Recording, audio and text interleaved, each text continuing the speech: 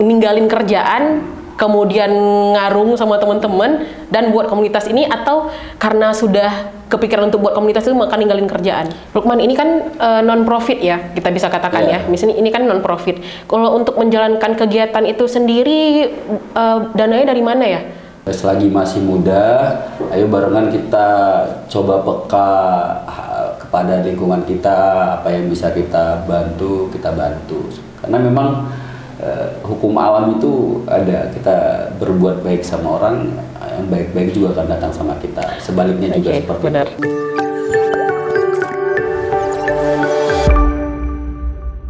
Hai, hello Sobat The Beaker, kembali lagi dengan aku Aca di channel kesayangan kita The Beaker, channel inspiratif yang akan membuka wawasan dan menambah pengetahuan baru untuk anak-anak milenial saat ini. Hari ini kita kedatangan teman dari Sanggar Anak Sungai Deli. Nah, kenapa mereka kita undang? Teman-teman Sobat The Beaker harus tahu bahwa ada banyak sekali hal yang bisa kita lakukan di umur kita yang masih sangat produktif ini. Anak-anak milenial, kita harus mikir tuh, apa sih yang udah aku lakuin untuk lingkunganku? Apa sih yang udah aku lakuin di umurku yang sekarang? Aku udah banyak manfaatnya belum sih untuk orang lain? Nah, ini contohnya. Contoh anak-anak muda yang berkumpul di satu tempat, di satu komunitas yang membawa manfaat untuk lingkungan sekitarnya, terutama untuk anak-anak di pinggiran Sungai Deli. Kita sapa dulu dan ketua dari komunitas Anak Sungai Deli.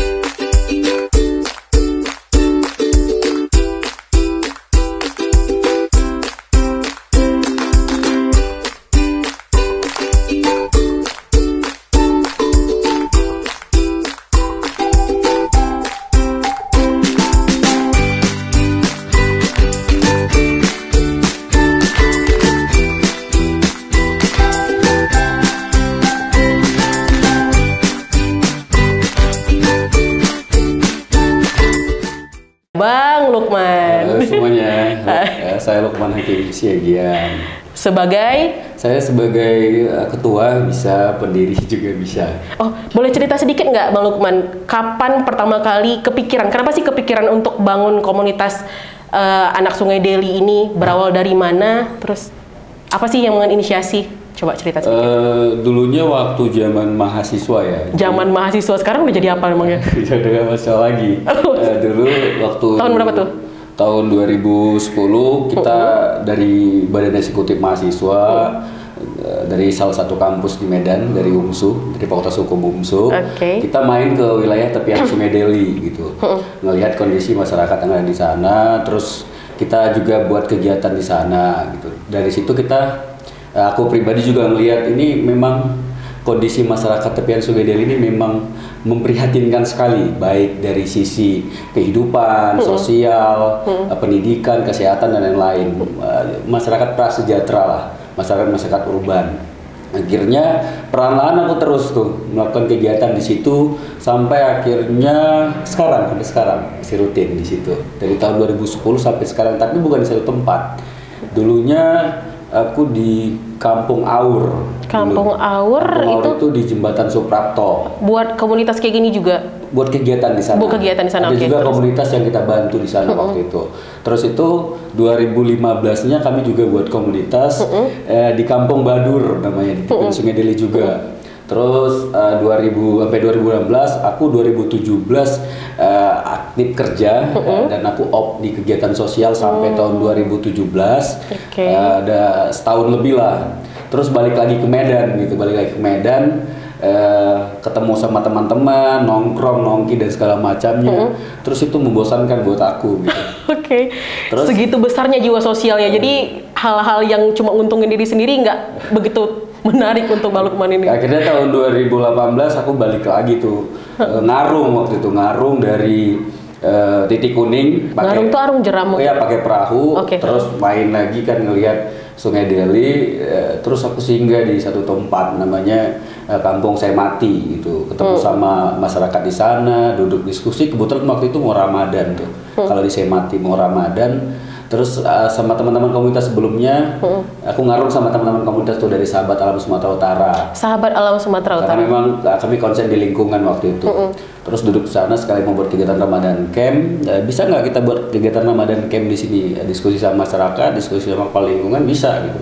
Akhirnya kita buat kegiatan Ramadan Camp di situ di Semati. Perlahan-lahan terus karena kita lihat antusias anak-anaknya itu. Minat belajarnya mau, akhirnya kita sepakati sama teman-teman udah kita buat aja wadah di sini gitu. Waktu itu dengan teman-teman dari Sahabat Alam Sumatera Utara itu. Berarti aku flashback dikit ya. Tadi ninggalin kerjaan, kemudian ngarung sama teman-teman dan buat komunitas ini, atau karena sudah kepikiran untuk buat komunitas itu maka ninggalin kerjaan? Jadi kan kebetulan aku freelance, kerjaan itu nggak tetap ya, jadi aku lebih kepada kegiatan-kegiatan project gitu kan. Setelah project apa tuh, boleh tahu nggak? Ada festivalan, terus ada kegiatan-kegiatan sosial yang aku handle seperti itu, dan itu kerjaan gitu. Tapi ketika selesai kerja itu bisa nongkrong tuh. Nggak betah nongkrong, kebanyakan nongkrong, duduk diskusi, bicara tentang kegiatan sosial, bicara tentang kondisi Medan, amburadul dan segala macamnya, tapi kita cuma nongkrong gitu. Cuma ngomong-ngomong, speak doang ya. Habis kopi, habis rokok, kita pulang tidur selesai. Akhirnya kenapa nggak langsung aja terjun gitu? Iya, kenapa cuman komplain-komplain doang? Aksiku apa gitu ya? Jadi kita terjun aja langsung ke masyarakat. Seperti itu. Berarti ini Sanggar Anak Sungai Deli ini bisa kita sebut sebagai turunan dari Sahabat Alam Sumatera Utara ini ya? Dulunya iya. Dulunya ini menjadi jadi bagian dari program edukasi dari teman-teman Sahabat Alam Sumatera Utara. Tapi berjalannya waktu, kenapa nggak kita buat sebagai wadah gitu, sebagai komunitas baru di lingkungan masyarakat? Yang berdiri sendiri, bukan cuma kegiatan temporary ya? Iya, yang akhirnya itu konsisten setiap hari di sana. Temen yang tergabung di situ berarti teman-teman dari Sahabat Alam itu atau orang baru? Dari Sahabat Alam Sumatera Utara itu dulunya awalnya, jadi kita yang ngajar, tapi perlahan ya kita ajaki teman-teman yang mau bergabung seperti itu. Berarti sekarang udah banyak ya relawannya ya? Ada berapa sih? Kalau relawan itu banyak, banyak ada sekitar 30 lebih, tapi kalau pengurus cuma 7. Pengurusnya cuma 7? Iya. Seperti itu kebanyakan mahasiswa? Dulunya mahasiswa. Sekarang sudah bukan mahasiswa lagi. Bukan mahasiswa lagi. Berarti konsisten dong. Maksudnya dari mereka itu mulai dari mahasiswa sampai nggak mahasiswa lagi masih di situ. Settle ya. Susah lu nyari teman-teman kayak gitu. Iya, dulunya bahkan ada yang sudah kerja dan dia bilang aku nggak bisa aktif lagi karena kerja di luar kota, yang ada masalah juga. Tapi kan bentuk kontribusi di Sanggar itu kan bukan cuma di lokasi, tapi bentuk kontribusi finansial, kontribusi ide itu juga kita butuhkan. Jadi meskipun teman-teman yang dulunya ada di Sasude dan sekarang tidak di Sasude, kita tetap menjalankan komunikasi sama mereka terkait kegiatan-kegiatan di Sasude. Oke. Lukman, ini kan non-profit ya, kita bisa katakan ya. Misalnya ini kan non-profit. Kalau untuk menjalankan kegiatan itu sendiri, dananya dari mana ya? Swadaya, patungan.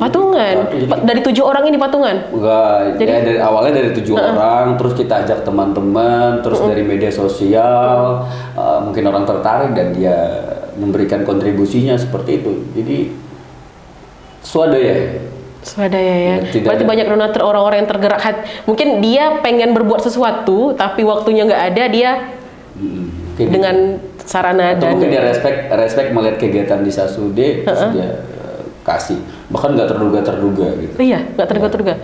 Bisa dapat tiba-tiba dari mana? Kan suka bikin penggalangan dana atau buat di medsos aja atau gimana? Setiap kegiatan yang mau kami lakukan, kami buat upload di player media sosial. Di player media sosial masing-masing ya?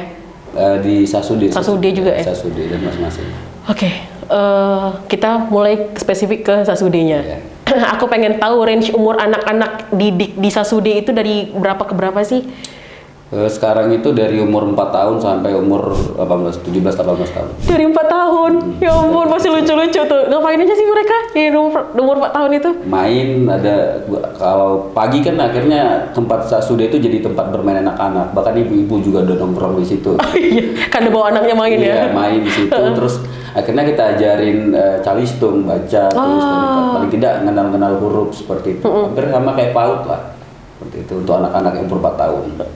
Kemudian ada kegiatan apa aja di situ? Di Sasude ada kelas rutin, jadi Senin sampai Minggu itu memang ada kelas. Setiap hari ada kelas? Setiap hari ada kelas. Yang ngisinya relawan-relawan tadi. Relawan kita berapa orang? Sorry, aku mau tanya tadi. 30-an lebih. 30-an lebih dengan berbagai background pendidikan. Masing-masing. Oke. Jadi kelasnya tuh Sasude ini punya programnya itu lebih konsen kepada pengembangan minat dan bakat anak-anak. Jadi itu ada di situ ada kelas tari, ada kelas musik, ada kelas teater, ada kelas konten kreator, ada merajut. Banyak lah, ada segala hal yang itu memang dibutuhkan dan untuk anak-anak dan sangat dibutuhkan anak-anak. Welcome, siapa aja mau ngajar silakan gitu. Sampai sekarang ada kelas mengaji dari Senin sampai Jumat selepas maghrib. Itu juga sudah 4 tahun dan alhamdulillah sudah banyak yang khatam Quran dari situ, yang mulai ikhlas sampai sekarang khatam Quran seperti itu. Dan itu yang ngajar ya orangnya sama, dari 4 tahun yang lalu sampai sekarang relawannya sama gitu. Nggak ganti-ganti. Iya, dia konsisten, makanya di Sasude relawannya konsisten. Kami nggak mau gini, jadi ini juga menjadi sebuah pembelajaran buat kami dulunya. Ketika juga mahasiswa melakukan kegiatan bakti sosial cuma sehari 2 hari, nggak ada efek apapun gitu terhadap lingkungan yang kita berikan gitu. Tapi kalau apalagi bicara edukasi itu kan nggak bisa sehari 2 hari. Harus continue. Makanya dari situ kita belajar, teman-teman yang mau jadi relawan biasanya kita akan diskusi. Teman-teman mau ngajar apa, terus silabusnya seperti apa, targetnya apa, goalnya apa gitu. Berapa jangka waktu yang akan dihabiskan untuk goal dari pengajaran yang teman-teman relawan buat gitu. Berarti emang willingnya, keinginan untuk jadi relawan itu harus benar-benar besar ya, bukan cuman kayak iseng aku nggak tahu mau ngapain, mau jadi relawan deh, jangan kayak gitu ya. Banyak, ada juga ya. Ada juga kayak gitu ya. Itu juga jadi menghambat kita karena contohnya belajar bahasa Inggris gitu ya, cuma sehari ngajar bahasa Inggris gitu, mana bisa kan gitu. Terus akhirnya besoknya ngajar lagi yang bahasa Inggris, itu aja yang dipelajarin gitu. Tapi kalau relawannya 1 atau 2 tapi dia konsisten selama 6 bulan, secara silabus belajarnya juga dia bisa atur dan anak-anak bisa belajar lebih up, dia lebih upgrade, sekarang vocabulary besok udah bisa apa gitu. Tapi kalau cuma 1 hari paling vocabulary akhirnya itu aja yang pelajari, jadi nggak ada berkembang seperti itu sih. Berarti berarti kalau misalnya kegiatan kita mulai dari edukasi dalam artian ini, edukasi itu kayak belajar beneran tuh kayak calistung, belajar bahasa gitu kan. Selain itu kita ada juga ekstrakurikulernya tadi apa, content creator, ada tari, ada musik, ada content creator, ada merajut, ada banyak hal. Banyak ya. Itu juga rutin. Ada nggak misalnya kan seminggu nih ada Senin sampai Minggu nih, hari apa yang merajut, hari apa yang content creator? Ada jadwalnya, cuma saya lupa jadwalnya. Tapi kegiatan di Sasude itu dari jam 3 sore sampai jam 10 malam. Jadi kita ada range waktu yang anak-anak umur SD itu dari jam 3 sore sampai jam 6 sore. Terus nanti di remaja itu dari jam 8 malam sampai jam 10 malam. Kalau untuk remaja itu ya paling yang kayak content creator, tari itu remaja. Tari anak-anak juga. Anak-anak juga ya? Yang kecil-kecil juga kalau tari itu semua umur. Tapi kalau untuk content creator lebih secara keilmuan lebih yang bisa dapat meresap ilmu itu kan kalau content creator yang udah remaja gitu. Iya, betul. Anak-anak kan belum paham dia seperti itu. Diajarin apa aja sih content creator itu? Kemarin 1 tahun kelas itu kita memang konsen di kegiatan 1 tahun? Iya. Wow. Konservasi. Ada kebetulan teman-teman dari komunitas, mereka memang konsen di konservasi. Anak-anak diajarkan bagaimana cara mencintai lingkungan, mencintai hewan-hewan satwa liar, seperti bahkan mereka sampai diajak main ke loser, ikut campaign gitu-gitu. Nggak ada masalah tuh sama orang tuanya? Kita izin. Orang tua. Izin sama orang tuanya dan nggak pernah ada dapat penolakan dari orang tua. Karena memang sudah 4 tahun. Iya ya. Dan orang tuanya sudah memberikan kepercayaan kepada kita bahwasanya anaknya belajar. Dan di Sasude kan kita punya ini ya, setiap kayak gini. Ini akhir tahun kita memang sudah off program gitu. Di 2023 kita akan mulai program lagi. Kita akan kumpulkan orang tuanya juga. kita buat formulir pendaftaran siapa lagi nih yang mau masuk di Sasude. Jadi pakai formulir ya? Pakai. Bukan cuman kayak dia datang aku mau gabung nggak kayak bukan, gitu ya? Bukan. Jadi ada formulir, terus habis formulir orang tuanya akan tanda tangan, terus kita setelah tanda tangan daftar ulang, orang tuanya kita kumpulkan, kita akan jelaskan program apa yang akan kita lakukan selama setahun untuk anak-anaknya. Lukman, aku speechless karena kalian seserius itu loh. Aku mikirnya tadi sempat aku kepikiran kan ini kayak siapa aja yang mau ikut ayo gitu. Nggak gitu ya. Berarti kalian buat programnya itu yang benar-benar kayak sekolah. Iya. Rekrutmen, pendaftaran, dikasih tahu programnya apa aja. Pada kalian seserius itu, padahal kalian nggak ngutip iuran. Nggak ada. Wow. Ya, karena memang apa ya, kami mungkin satu sisi bilang kita ada bosan dengan kegiatan-kegiatan yang seremoni gitu. Jadi kita pengen kalau dia serius, apalagi masyarakat sejahtera, bagaimana masyarakat itu akan sejahtera ketika secara fasilitas, pendidikan, ekonomi juga kita nggak bantu kembangkan. Jadi kita nggak mau terjadi pembiaran begitu-begitu saja gitu. Kegiatan cuma bagi-bagi sembako sudah seakan-akan sudah membantu kehidupan masyarakat gitu. Padahal kan bukan cuma itu aja gitu. Iya, kalau misalnya mau membantu beneran memang harus continue sih. Memang harus continue. Karena kan yang kita harapkan itu bukan cuman untuk ngisi perut, iya kan? Ya, banyak yang cuma eksistensi. Iya, bukan cuma untuk eksistensi dan kalau sembako itu ya paling tahan seminggu lah di rumah gitu kan. Sebenarnya yang kita mau itu kita ajarin gimana caranya mereka itu bisa nyari uang sendiri malah dari ilmu yang kita kasih. Iya kan? Mudah-mudahan bisa menjadi bekal mereka ketika mereka sudah besar, mereka sudah dibekali dengan beberapa ilmu yang paling tidak mereka akan ingat ke depannya. Oh, dulu aku udah pernah belajar ini di Sanggar. Nah, gitu. Aduh, Lukman ini keren kali loh. Kerennya itu ini amal jariah serius. Jadi ibaratnya kalian itu udah kemana-mana, tapi pahala yang kalian lakuin hari ini tuh ngalir terus sampai seterusnya. Mudah-mudahan. Mudah-mudahan konsisten terus ya. Iya. Tapi dengan metode kayak gini dan udah berjalan 4 tahun ya? 4 tahun, 5 tahun. Udah mau 5 tahun dan terus berjalan konsistennya, aku yakin ini bakalan panjang sih. Insya Allah. Nah, anak-anak di situ ada nggak yang jadi relawan juga? Ada. Jadi ada ya? Mereka anak didik yang kemudian jadi relawan ada nggak? Ada juga ya? Ada banyak nggak sih? Bahkan sudah kuliah sekarang. Bahkan udah kuliah? Kuliah. Dari sejak kapan dia ada di situ? Dari kami awal.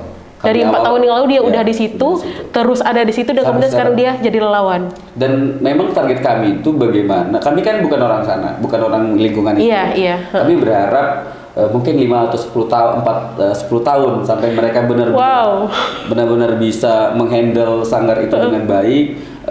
Jadi mereka yang akan jadi relawan di situ gitu. Jadi kami paling tinggal controlling dan lain-lain. Berharap sih mereka jadi generasi di situ seperti itu. Keren kali nggak sih?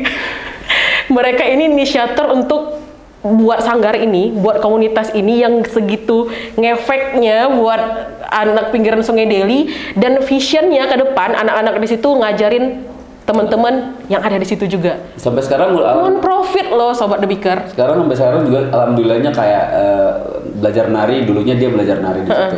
Sekarang dia udah yang ngajarin nari tapi yang adik-adik yang kecil gitu. Oke, ngomongin soal itu, aku sempat ngeliat di YouTube-nya Sasude, ada anak didik di situ yang prestasinya nggak main-main, menang duta loh. Ada berapa orang tuh, Lukman? Kalau untuk duta pendidikan ada Ulfa Julianti, dia runner up duta pendidikan 2019.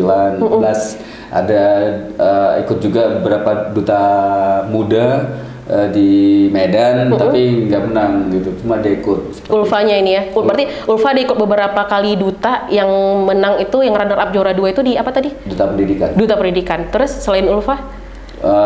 Relawannya juga ada Nindi juara 1 duta pendidikan, ada Haikal duta muda, ada Randy juga duta siswa gitu. Jadi semua kegiatan perdutaan kita ikutin, anak-anak coba untuk kita fasilitasi supaya mereka ikut dan punya jaringan, terus membangun mental mereka untuk bisa up di luar seperti itu. Karena menurut kami mengembangkan kepercayaan diri itu penting, karena selama ini kan ketika bicara anak tepian Sungai Deli, wah itu anak tepian Sungai Deli gitu kan, mereka juga akhirnya minder dengan mereka. Tapi kami coba untuk meyakinkan mereka tidak ada bedanya anak tepian, anak kota, mau anak Mars atau apa, nggak ada bedanya. Yang membedakan kita itu etika kita, kemauan kita, semangat kita, gitu-gitu. Seperti itu. Aku sempat lihat juga ada belajar catwalk tadi aku lihat. Ada. Terus ada belajar public speaking juga. Ada, yang belajar Ulfa ya. Ulfa dan Nindi. Nindi juga ya. Ngomongin soal itu, soal tepian Sungai Deli. Kita tahu nih Sungai Deli itu kan salah satu kontributor sampah yang lumayan kan. Kalau ngomongin soal itu, selain daripada mendidik anak-anak ini dalam edukasi, dalam kepercayaan dirian, ada ngajarin juga soal kepedulian soal alam nggak sih? Pastinya. Kepedulian alam itu dalam hal apa aja? Pengolahan sampah segala macam apa aja sih? Jadi kebetulan aku pribadi buka kelas di sana. Jadi setiap Senin malam itu aku coba edukasi anak-anak tentang lingkungan, seperti apa lingkungannya. Terus itu di hari Minggunya kami coba untuk buat kegiatan rutin sama anak-anak di Sanggar jam 9.05 pagi. Kita senam dulu, dari senam kita akan bersihin satu kampung itu kita bersihin. Terus sampahnya kan kita pilah, terus kita yang sampah plastik kita akan buat ekobrik, yang sampah botol yang bisa dijual kita jual. Ekobrik itu salah satu solusi untuk sampah plastik. Jadi meminimalisir sampah plastik, jadi seni meminimalisir sampah plastik. Karena sampah plastik kan nggak laku, bahkan sampah yang paling berbahaya untuk sungai itu sampah plastik. Betul. Karena kalau dia dibuang ke sungai, selain bisa mencemari sungai, dia juga akan bisa memperdangkal sungai. Karena akan ke bawah terus isi tanah jadi padat ya. Padat seperti itu. Jadi anak-anak kami ajarkan untuk buat ekobrik, terus ekobrik itu kami jadikan bangku di sana. Jadi bangku di sana. Jadi bangku. Selain jadi bangku, udah jadi apa aja tuh ekobrik? Kalau ekobrik sampai sekarang masih kami buat untuk bangku dan sekalian benteng untuk ninggiin tepian sungai. Jadi di pinggiran itu kami tata. Jadi tepian sungai itu kan rusak semuanya. Gitu. Jadi kami coba untuk perbaiki tepiannya supaya lebih terlihat cantik. Seperti itu sih. Untuk minimal, kalau kita bilang minimalisir banjir nggak juga sih. Juga. Cuman untuk ya setidaknya kalau nggak ada benteng itu mungkin lebih cepat lagi meluapnya ya. Terus itu kan secara estetika akan cantik dia daripada sampahnya berserak, mending kita kumpulin terus kita susun rapi. Gitu. Terus itu juga ada feedbacknya, jadi anak-anak nggak hanya disuruh buat ekobrik. Jadi kami yang bisa buat satu ekobrik, contohnya mau tukar apa, mau tukar buku, mau tukar pulpen bisa. Gitu. Ibu-ibunya juga, jadi 12 ekobrik itu kami tukar 5 kilo beras untuk ibu-ibu di sana. Kalau ibu-ibunya mau terlibat, kita siapin tuh beras, Bu. Aku ada 12 ekobrik, ya udah catat namanya, kita siapin berasnya 5 kilo. Jadi itu bentuk dari feedback kita. Gitu. Jadi memang di sana juga kami sering ngasih sembako, tapi ngasih sembako nggak cuma-cuma. Cuma-cuma ya? Kami coba untuk ngajak mereka juga berkontribusi. Iya, iya betul-betul. Ngajakin mereka kontribusi, nggak cuma bagi-bagi sembako kayak gitu aja. Keren loh. Keren loh itu, bukan cuma kayak yuk datang ke Sasude lagi bagi-bagi sembako nih, nggak cuma kayak gitu ya. Tapi ibu bisa tukar sama apa nih? Ibu bisa buat ekobrik berapa biar dapat 1 kilo beras. Bahkan kalaupun ada yang mau bagi sembako, kami akan tawarkan itu ke yang bagi. Pak, jadi misalnya, mana aku punya 100 pack sembako nih mau aku bagi ke sungai itu. Ya nggak apa-apa Pak. Tapi ada sesuatu hal yang akan kami sampaikan Pak apa. Jadi masyarakat akan kami tukarkan 12 ekobrik Pak dari sembako Bapak. Kami tawarkan ke yang mau ngasih program itu. Jadi programnya sampai sekarang berlanjut. Bahkan sekarang sudah hampir 3 ton sampah plastik kami saving di tepian sungai. 3 ton sampah plastik ini di mana tuh ditumpuknya? Jadi bangku semuanya. Oh jadi bangku semuanya. Jadi satu botol ekobrik itu kan 1,5 kilo sampah plastik. 1 ekor 1,5 kilo. Sekarang sudah ada 3.000. Karena dipadetin gitu ya. Sekarang lebih dari 3-4 ribu botol yang sudah dijadikan bangku. Aduh, aku sampai Bahkan tahun depan targetnya lingkungan 12 Semat itu kami akan targetin jadi kampung ekobrik. Tadi udah stok ekobrik hampir 3 ton lah sampah plastik. Jadi sampah plastik itu udah di stok hampir 3 ton. Jadi nggak lagi ke TPA gitu, atau ke sungai lagi, tapi sudah kita saving di situ gitu. Lagian kalau di TPA juga numpuk gitu aja kan. Ya, akhirnya jadi masalah baru. Jadi masalah baru benar-benar. Lumayan kepikiran nggak? Tapi udah ini ya. Aku mau nanya tadi, kepikiran nggak untuk sampah itu kayak dijual ke tempat daur ulang gitu? Kalau sampah plastik kayak sampah jajanan ciki-ciki nggak laku. Nggak laku ya? Oh ini yang jajanan ciki-ciki itu ya? Paling kalau misalnya yang bisa dikumpulin ke sana tuh kayak botol gitu ya? Gitu. Itu memang kami jual ke penampung, jadi memang ada yang kumpulin ya, gotong royong kita pilah, mana sampah plastik, mana sampah botol, mana sampah kaleng, mana sampah kertas ya kita jual. Kita gitu. Jual yang nggak bisa dijual, bahkan yang banyak itu nggak bisa dijual. Gitu. Iya ya, karena sampah-sampah yang beredar di sungai itu kan pasti sampah-sampah kayak sampah ciki, terus botol-botol kaca itu nggak semua juga mau diterima sama ini kan? Nggak terima, ya benar sih. Jadi berarti sampah yang nggak diterima sama pengepul itu baru kita jadikan eco break itu. Oke. Terus aku tadi sempat ngeliat juga kalian pernah buat campaign yang keliling kota Medan itu keren kali loh. Keren. Nanti kami tampilin deh cuplikannya di sini. Mereka itu jalan ke keliling kota Medan sambil bawa sampan yang di atasnya itu ada sampah. Soliloquy Sungai Deli.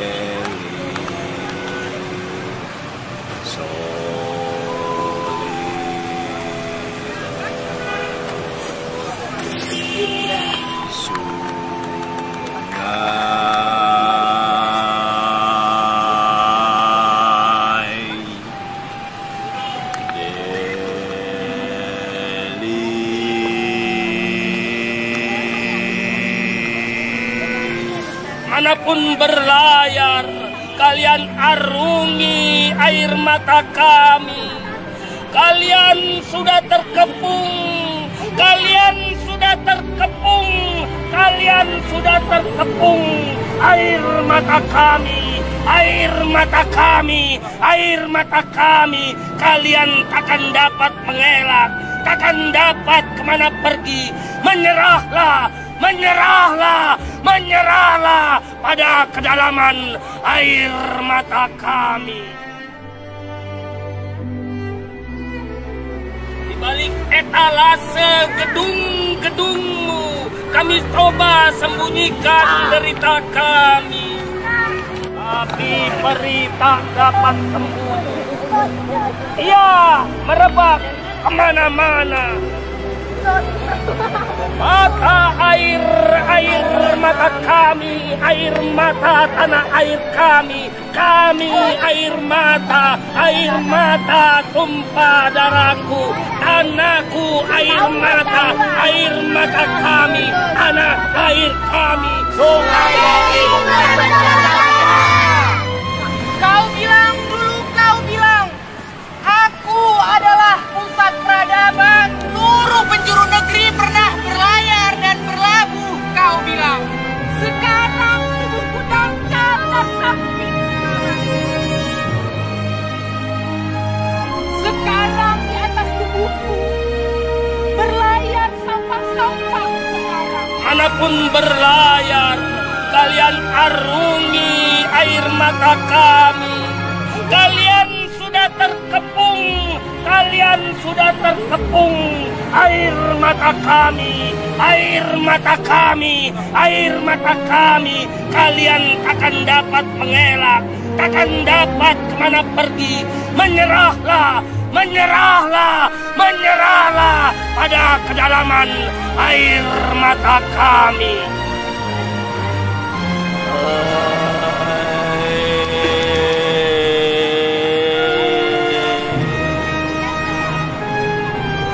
Air mata air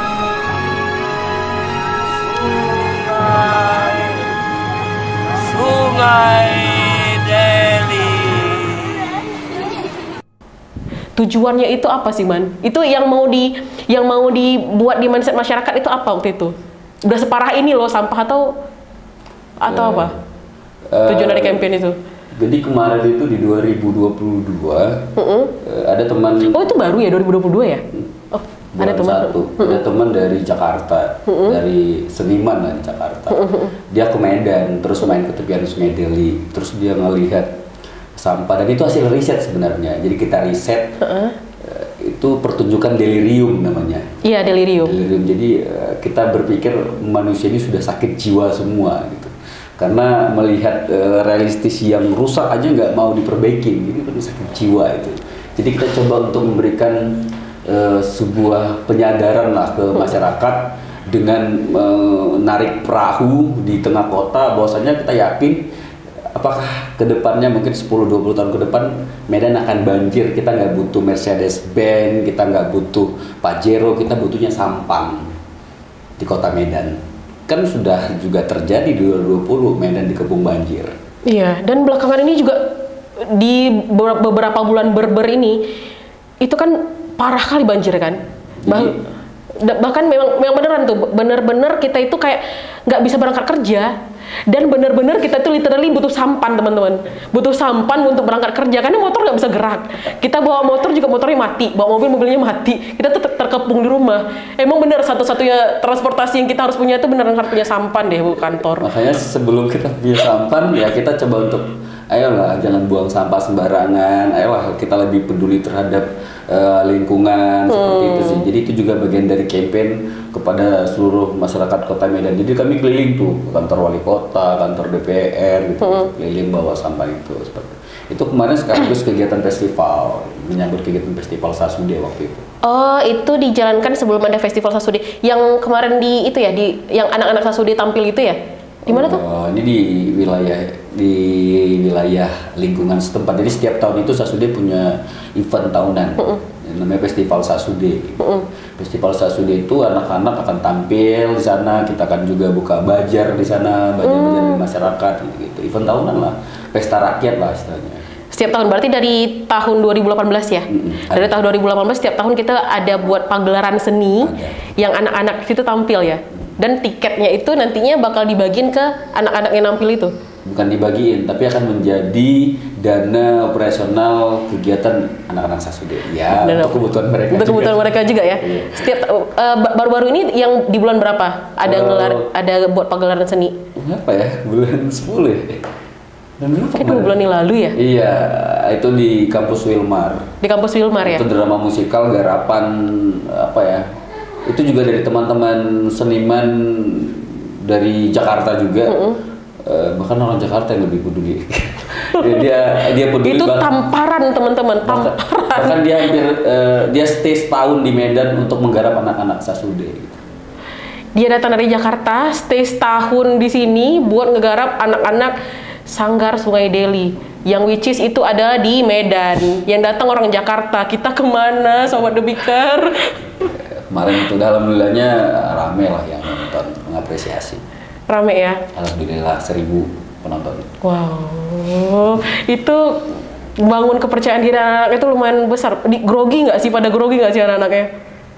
Groginya enggak ya? Kalau sekarang sih enggak, karena kan udah sering ya. Udah sering ya. Mereka bukan grogi, mereka lebih kepada ayolah gitu, semangatnya tinggi karena kan juga latihannya bukan sekali. Kami proses itu hampir 3 bulan. Jadi latihan rutin itu sebulan hampir setiap malam. Terus sebelum 2 bulan itu ada reading, ada latihan keaktoran, anak-anak dilibatkan semua. Apa aja yang ditampilin pada malam itu? Drama musikal. Drama musikal. Jadi semua gabung, anak-anak ada musik, ada nyanyi, ada drama, ada puisi semua. Bahkan aku juga dilibatkan untuk main waktu itu. Oh iya. Jadi apa? Musik. Peran apa? Musiknya ya. Musik. Kemana? Keren sih, benar-benar keren kan. Aku kepikiran, tapi itulah ya, aku kepikiran juga nih, mau jadi relawan juga jadinya. Karena itulah tadi, masa sih kita ngebiarin orang jauh-jauh dari Jakarta ke sini buat sejahterain, buat ngajar teman-teman kita yang ada di sini, sementara kita kemana? Masa sibuk sama diri kita sendiri. Terakhir nih, aku pengen nanya mengenai support pemerintah. Ini kan kalian ngedukasi anak-anak di tepian Sungai Deli, pengennya itu supaya meminimalisir premanisme pastikan. Pasti. Ya kan? Karena yang kita tahu kan anak-anak pinggiran itu kebanyakan banyak yang nggak genah gitu, ada yang besarnya dia sering ngelihat sesuatu yang nggak baik gitu kan, dia sering ngelihat sesuatu yang nggak baik, kemudian dia adaptasi dalam kehidupan, dia mikir sesuatu yang nggak baik itu adalah sesuatu yang biasa untuk dilakukan. Dan kalian datang ke sini membawa hal positif, kemudian anak-anak ini bangun dengan hal positif ini, bisa kemudian berkembang fisik mentalnya untuk ke arah lebih baik. Ada nggak support pemerintah ke kalian? Atau malah pemerintah ini jadi pernah nggak kalian dipersulit sama pemerintah selama 4 tahun berjalan ini? Kalau support pemerintah setempat Ya, secara izin domisili kami didukung. Secara izin domisili, oke. Terus, kayaknya ada tapinya nih. Selebihnya nggak ada. Selebihnya benar-benar nyari ini ya, datang dari donatur-donatur. Ini terkait dana ya? Tapi dari kementerian ada. Oh, dari kementerian ada? Yang kemarin itu dari Kementerian Sosial, itu juga program untuk penanggulangan radikalisme dan terorisme. Nah, kita itu tuh program itu. Gitu. Kan benar kataku kan? Kalau dari Pemko, Pemprov, kayaknya belum ada. Karena memang hal yang paling ditekan tuh pasti itu kan, premanisme, radikalisme gitu kan. Karena hal positif yang kita ajarin di sini bikin mereka itu nggak kepikiran buat ngapain aku ikut yang kayak gitu, ini ada yang seru nih. Kalau secara pengalaman pribadi, kami juga sebenarnya udah terlalu nekat stay di wilayah tepi sungai dulu. Kepancing nih dia. Aku mau nanya, ada nggak kena palak setiap hari? Aku mau nanya itu sih. Jadi, ada nggak datengin preman nggak sih, Lukman? 3 bulan awal kami bahkan mau diusir sama preman di sana. Karena apa? Nggak ngasih iuran? Bukan, karena mungkin mereka merasa terganggu dengan keberadaan kami ya. Karena waktu itu ketika kami stay di sana ngajarin anak-anak, Polrestabes, Polda Sumut datang grebeki kampung itu gitu. Jadi kami dianggap sebagai kibus atau apa? Kibus lah yang ngasih tahu gitu. Jadi, padahal enggak kan? Enggak ada sama sekali, bahkan gak ada hubungan sama Polres dan Polda. Akhirnya kami bilang kalau memang ada buktinya kami itu kibus silakan. Bahkan kemarin kami sempat kumpulin semua masyarakat untuk mendiskusikan itu dan tidak terbukti gitu. Bahkan dulunya juga sering hilang banyak hal yang hilang, ada bola lampu, sepatu, banyak hal yang hilang di situ. Ih, kesel dengernya. Tapi alhamdulillah perlahan udah enggak, dan sekarang udah. Kapan terakhir kali berhilangan barang atau? Setahun lah, setahun lalu ya. Tahun awal di sana. Kalau sekarang udah nggak ada lagi, bahkan sekarang teman-teman di sana udah mulai support. Udah mulai support ya, bahkan yang pemalakan itu nggak ada lagi. Nggak ada lagi ya. Benar langsung aku bener, nggak ada lagi. Ya, karena langsung kita bilang gitu, kalau memang mau malak, masa orang datang, kami datang nih ngasih sesuatu kampung mereka gitu, terus dipalak. Udah orang yang nggak punya otak sama sekali juga nggak kayak gitu. Ngomong kayak gitu aku sama anak mudanya. Ya, terus yang diajarkan itu kan keponakannya, adiknya, bahkan anaknya gitu. Akhirnya sekarang udah enggak, dan aku memang tetap bangun komunikasi ke mereka, tapi nggak dekat, tapi tetap menghargai mereka, keberadaan mereka sebagai masyarakat dan pemuda setempat di sana. Iya, tetap dipertimbangkan eksistensi mereka ya. Pasti. Nggak malah dijadikan musuh gitu. Oh enggak, kita bahkan kalau memang harus digandeng sih. Kalau gitu mereka mau, ya kita bahkan lebih senang sekali ketika mereka mau barengan sama kita untuk kegiatan di sana. Senang sekali Pak. Cuma kan ya kita tahu lah. Iya. Karena juga nggak ada gajinya kan. Iya bener. Bahkan aku aja takjub kalian konsisten terus di sini tanpa bergaji. So cool. Terakhir nih Man, aku pengen Lukman itu ngasih satu pesan untuk anak-anak milenial seumuran kita. Aku kan masih muda ya kan. Kami seumuran loh. Untuk anak-anak muda saat ini, kasih suatu hal positif yang bisa Lukman tularin untuk anak-anak muda sekarang. Pesan khusus terkait mungkin pemanfaatan umur. Ayolah kita lebih bermanfaat untuk orang lain misalnya, silakan Lukman.